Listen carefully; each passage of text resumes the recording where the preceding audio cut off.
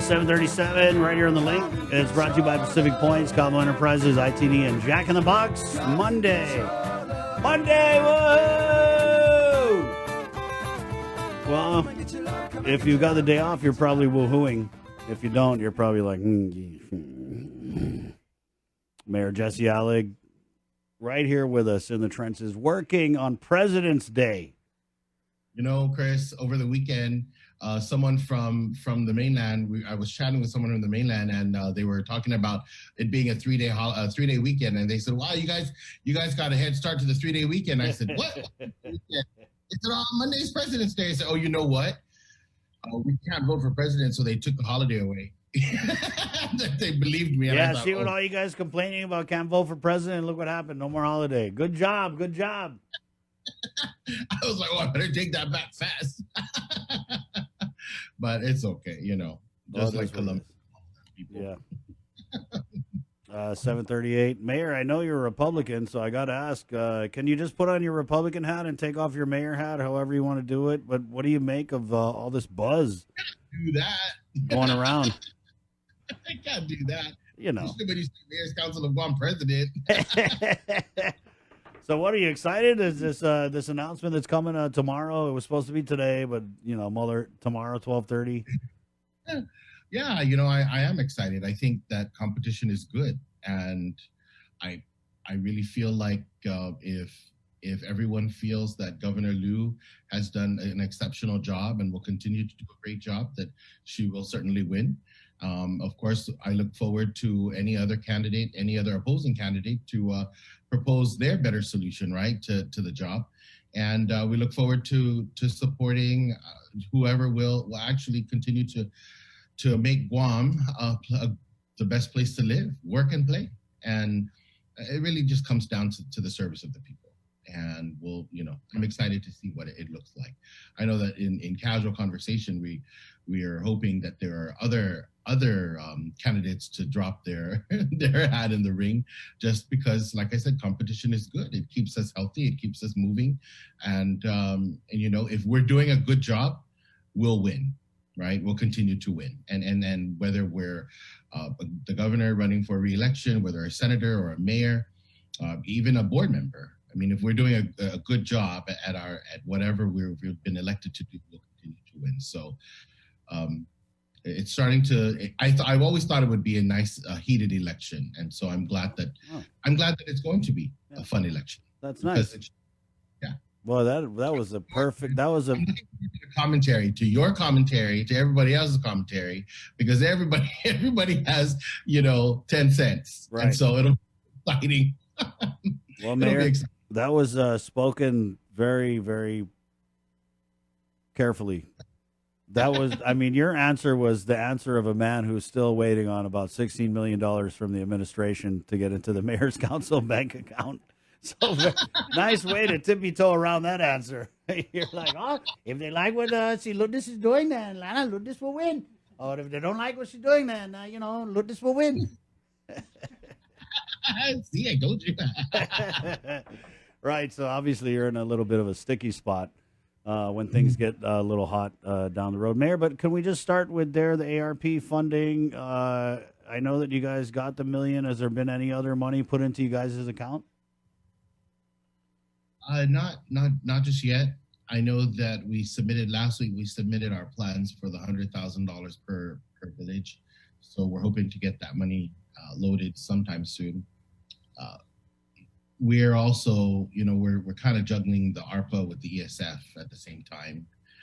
So we're working on that as well. With the ESF, and I'm going to jump to the ESF because that's top on my list at the moment, because most of the villages that submitted a budget for the after school and the summer school program, already know what money they're receiving, but we haven't been able to draw down that money simply because we haven't, the procurement process has not been finalized. And so we are looking to hire one administrative personnel to handle the ESF grant money. And it's important for us because we already have all the other funding sources that we have to contend with at at the regular operations level, and we only have two administrative clerks that take care of the 19 villages. And so, to add on the ESF, the ARPA, not including the senior citizens operations. I mean, yeah, you look at our budget and you say, well, mayors get all this money, but we've been able to manage with the little money that we get, and we try our best not to increase our budget, and we try to stick and to remain status quo as long as we can, so that we can be a fair player in this Gov Guam budget game. And it's not as easy as everyone knows that it's not as easy as it seems, but we try our best. We really do. It's not a perfect system. It's not a perfect process, but we certainly work toward it. And this fiscal year is going to be real challenging, because not only will we have all this money that we're looking forward to, but it's also managing what we're going to get for fiscal 23 and making it work for everyone. And they complement each other, right? Our appropriated funds and all the federal stimulus money, they complement each other. So we just have to make it work for each other. The difference that we have is that each of our 19 villages don't have its own administrative officer or certifying officer, right? So it's kind of like the mayor having to do all of the work on their own, because at the end of the day, the mayor is responsible for whatever happens in the office. Yeah, but Mayor, are you guys like centralizing like the ASO duties at the council level, so that everything from all the villages goes through that? Yeah, yep, we always do. We do have a certifying officer, and that's what we're saying is we have that one certifying officer, and we have two administrative aides that handle the 19 requests for, it could be anything. It could be a bush cutter from one, and building a gym on another, and a roof on one, and plumbing issues on another. So there's a myriad of projects, and we just want to make sure that that it's done correctly, and so that there's no issues at the end of the day. Mayor, we had a comment here. Out of curiosity, are mayors unable or able to request emergency procurement procedures? Like, can you guys do your own procurement? We do. Oh, yes, we do our own procurement. We can request for emergency procurement. We typically don't need to procure anything too much larger than $500. That's emergency wise. So if it is emergency, then we do have an authority that allows us to purchase $499 and below without any quotations. But that's really at the very last end of the game. I mean, if you absolutely can't do a purchase order, then you use that authority. Emergency procurement always, typically during disasters or storms, that falls under Homeland Security and FEMA. So we follow those guidelines. That doesn't, it's not strictly just for the mayor's council. So we couldn't rent out a whole fourth floor at the Pacific Star, if that's what you're thinking. We don't even have that money. So yeah. But yeah, that's what it is. It is what it is. Mayor, I wanted to ask about we kind of talked about it last time, but then we heard some things about a possible return this year of the Liberation Day parade. Have you heard anything about the parade coming back this year? Be honest. No, I have not. Not on the mayor's council side. We have not heard about a Liberation Parade returning. Of course, we have our committee, Liberation Committee, talking about options, right, on what we want to do for Liberation and how we can celebrate it more. Perhaps it might be in consideration because it seems as if we're moving into considering this pandemic to be endemic, and we're going to all be okay in a month or two. So hopefully, if that's the case, then it's certainly going to be the call of the administration. 'Tis the season, Chris Barnett. Yeah, it's a great year. I mean, of all the years to bring back a Liberation Day parade because you had to cancel it during a pandemic, I would say probably this year might be a good one. Yep. Silver bells. Yeah. Sorry, you guys haven't heard anything, but then as of No. now, because it is February, which means it's almost March, which means July Wait, 21st, kind of like down the road. Like, what are you guys planning for at this moment, Mayor? well, at this moment, for sure, like I said, we're definitely doing the memorials. That's for sure. We're looking at a Queens contest, and we're looking at how we can elevate that Queens contest. Even if we could have a parade, having a Queens contest the traditional way by raising money is probably not the most prudent process, a prudent approach to celebrating the Liberation Queen, because in the past we've raised over $100,000 for a Liberation Queen, and I just don't feel like everyone is in the mood to be spending money on a ticket for, and we don't even have prize money at this point. So typically our prize money is like $10,000. Right. Typically, you have sponsors just clamoring to get in because it's a lot of advertising. It's everyone's out there with it, Right. but I mean, it's just so hard. It's hard up for everyone, whether you're receiving stimulus money or not, right? So hey, well, we'll see. I mean, maybe the GOP will coordinate the parade and That's sing. what you got to do, Mayor. You know, you got to do. I got your strategy this year. How you're going to get everything quickly is you're just going to play them because you're in the middle. It's awkward for you. You're going to play them off each other. Like you're getting 17 million ARP, but they only given you what, a million something so far. You got to be like, man, Governor Lou. I was talking to former Governor Felix over there, and he said, "Oh, if he was governor, we would have had the money yesterday." And then she'd be like, "Huh? What? No, put the money there in the mayor's." That's what you got to do. It's just I got to figure it out for you. Well, it's going to be fun. It's the political season. It's that time of year, and I think our conversations will be more heated. I think I'm looking forward to inviting more of my colleagues on Monday to share their experiences, and I'll chat with you offline on how that could work. I think you'll get a good glimpse at what others are thinking, really. Unfortunately, it is a political game, but like I always say, at the end of the game, it's about service of the people. And what is it that we can do to make our people's lives better? And if it's playing that game in some way, whereas it doesn't take away from anyone and it doesn't harm or hurt anyone, then ooh, I was going to say something, but it's a good thing I thought about. Oh, Chris Barnett, it's too funny. Yeah. I'm all for it. We actually just got a comment about your laugh from Bobby Alvarez. I don't know, is he still with the administration? Somewhere, probably. But he puts Biba all in, 3 thumbs up emojis. And then he puts, this mayor laughs like a childish fool. Wow, Bobby, tell us what you really think. Yeah, knock yourself out. Mayor, actually, I talked to people about your laugh, and one of the things people tell me about your laugh is that they like it. So keep on laughing, you know what I mean? I think your laugh is fine. For sure. It takes one to know one. There you go.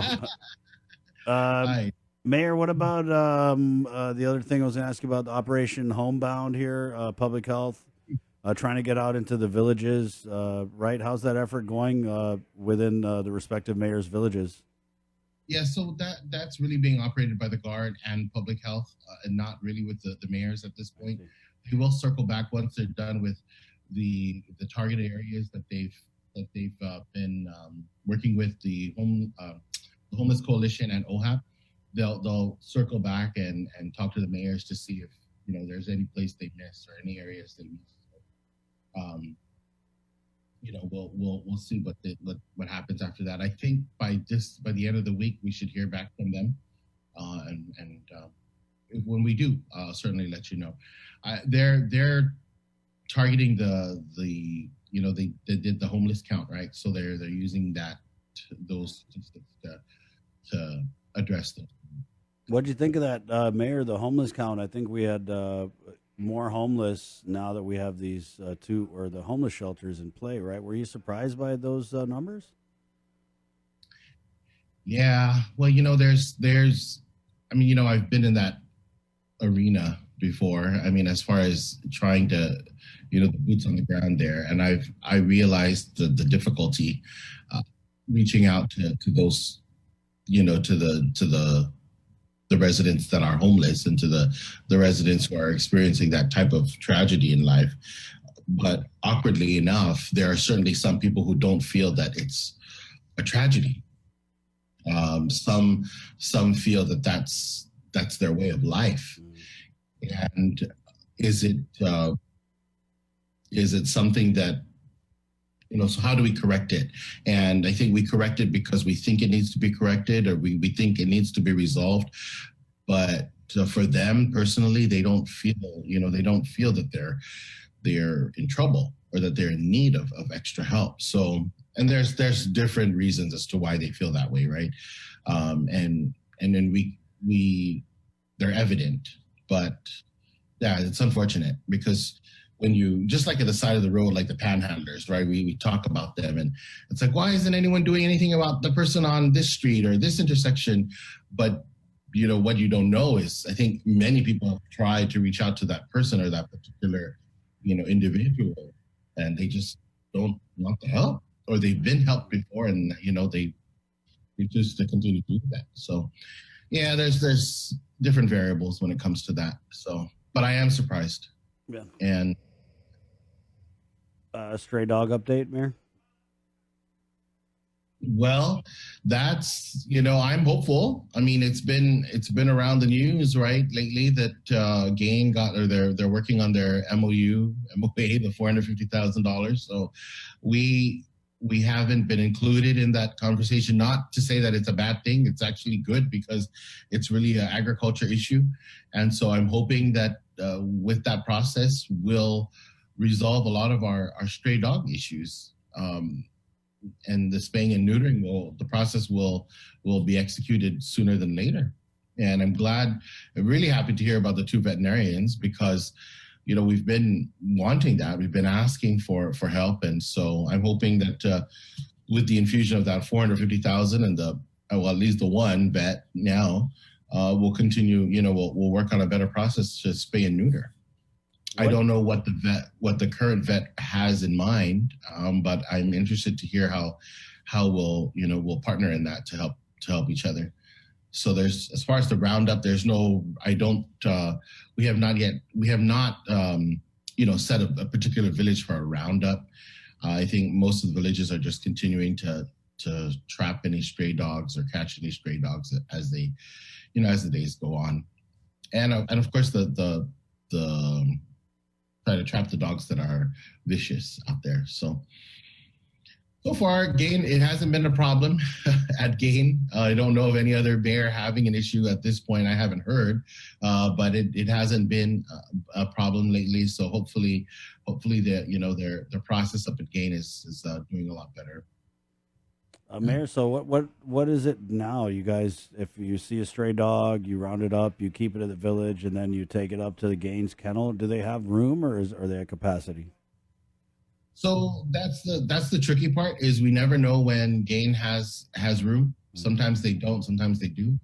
And when they don't, that's when the mayor has to keep it. And that becomes the problem, because we have to care for the stray animal. And that just, a lot of us had to make our own kennels at the back of our offices to to make sure that the dogs and the cats are sheltered and then fed, and so that's a big issue when it comes to us having to keep the pets, if Gain does not have capacity, does not have a shelter or kennel space. But like I said, so far lately, the Gain has actually been accepting our dogs and our cats. So hopefully, like I said, hopefully the process is a lot better up there. Right on, Mayor. We did have another well, first, I don't know if what are your feelings on Senator Ragel's bill for residents raising chickens on their residential lands? I don't think I've seen this bill. Have you heard about it? Yeah. And so one of the things about the chickens, and so we do have a problem with the chickens nowadays, right? In the residential area, in the neighborhood. So it's really the roosters that are out there crowing and making all the noise, and I'm sure both the roosters and the hens are the ones, defecating all over the place. But when it comes to raising uh, hens, I think a limited number of hens will be okay for the household sustainability, for food sustainability. But I wouldn't be in favor of a large operation within the village. That's for sure. Simply because we kind of have our own operation out there with the stray chickens that create a big problem for us. And so there's still no way to eradicate, and I say eradicate because one of my good mayors uses that word all the time, and I'll use it for the chickens because they are a nuisance, and I'm not sure how else to get rid of the chickens. So I did have a resident who sent me a, a possible solution for a trap, but that's one way of doing it, and that's one chicken at a time. There's like a million of them out there, right? And so, I even with me at the house, it's like, and I always share with residents. I said, there are 2 stores on the island that carry this dog and cat repellent. Buy it and spray it. I do. I mean, when I don't, because you'll hear the chickens. Right, yeah.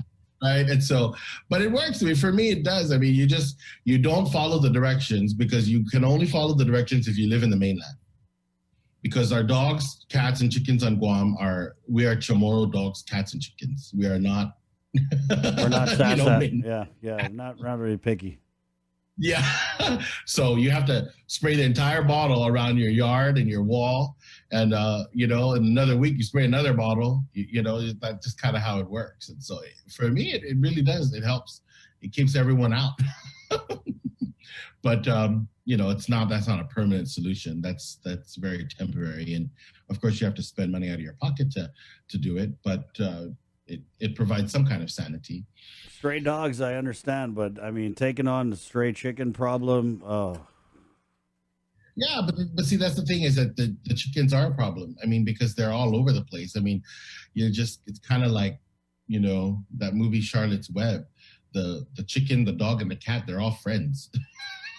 It's like, thank God I have a wall around the house. It's like, but they're on the wall, the dog, the chicken, and the cat. And it's like, we can make our own movie on Guam. But yeah, so that's, and then not to forget the pig, because the pig could be strolling down the road. and it's starting to feel like I'm on Animal Farm, Mayor. Oh yeah, there you go. I laugh about it, but it's true, and it's not. For some people, it's really bad. It's gotten to a point where they just can't handle it anymore. Even GSWA has gone around giving us these.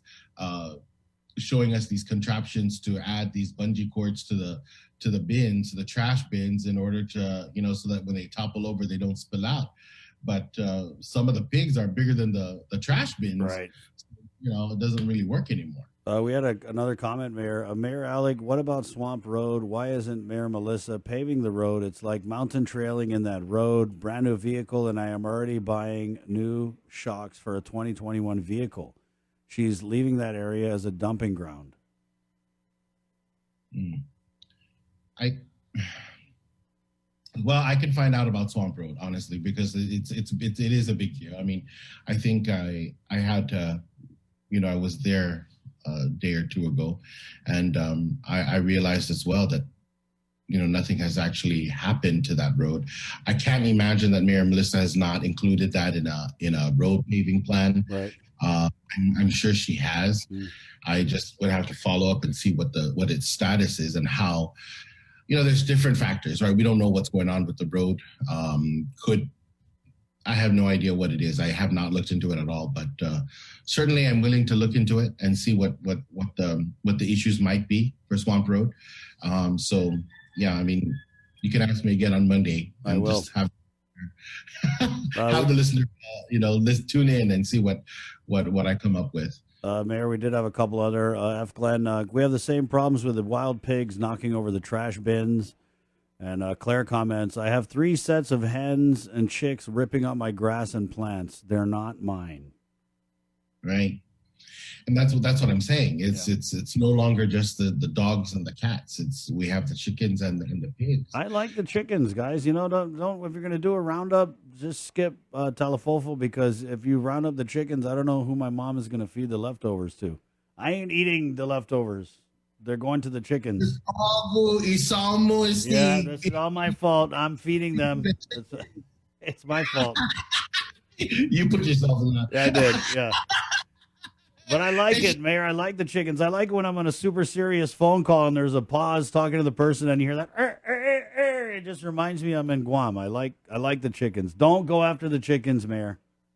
Well, so we have family property on the side of on the beach side, and I always remember my dad's oldest sister, as a child, always throwing out the used or the day old rice or the old rice, Yeah. and all the chickens coming in. And back then, when I was a little kid, I thought, wow, that's so cool. We feed the chickens. But now I'm like, gosh, it's her fault. It's her fault that we're here. May she rest in peace. Yeah. But it's her fault. Right. So yeah, just like don't feed the cats and don't feed the dogs out there. Don't feed the chickens. Right on. So yeah, we're on the pig side, though. I have to say that on the southern end and the central area. So Glenn, I know that you're part of the central area. So right. We are really working on a bigger plan for more traps to curb the pig problem on the southern and central end. Right. And hopefully that plan will work out good and we can apply it to the northern side. And that I only break it up that way because that's how the funding is shared between the conservation districts. On the chickens, like I said, I have not had a good enough conversation about the chickens, but there has to be a conversation about the chickens because they're out there. I mean, shoot, there's enough, Chris Barnett, that you can feed in Telefofo. Okay, good. There's a whole lot more to come around. Right on. Mayor, just a couple more comments before we let you go. This is going because we had Bobby Alvarez comment in that the mayor laughs like a childish fool. That's mean, Bobby. And Marcy commented, Mayor Alig, I love your infectious laugh and your cherry red lips. Oh. Annie Bonds comments, beautiful laugh, Mayor. It shows you enjoy what you're doing as a mayor. Yeah, nothing wrong with laughter. Keep it coming, Mayor. Thank you for your time this morning. You're welcome. You guys have a good day. Okay, hasta. Adios. Mayor Jesse Alig and his laugh are a regular feature on the link here.